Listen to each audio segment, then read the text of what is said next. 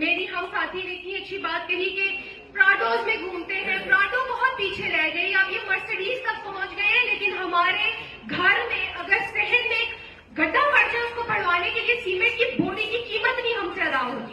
ये हमारा स्टैंडर्ड है। और हमारे घर अगर 4 MLA खोदकी पे आ जाए तो हम दुनिया को वीडियोस बना के दिखाते हैं कि फलाना चौधरी हमारे घर आया था।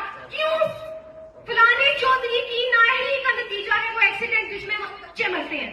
फलाने चौधरी की नाअहली के नतीजे में हॉस्पिटल जिनमें हमें इलाज नहीं मिलता और 80% एक्सीडेंट के मीर हमारा पैसा, हमारी मेहनत, हमारी बाजू की, हमारी खून पसीने की कमाई पे जीने वाले हमारे वो गुलाम नहीं है, हमारे नुमाइंदे हैं। हम इन्हें बताएंगे कि हम क्या चाहते हैं, ये हमें नहीं बताएंगे कि ये क्या चाहते हैं। मेरी हम साथी ने इतनी अच्छी बात कही कि प्राडोज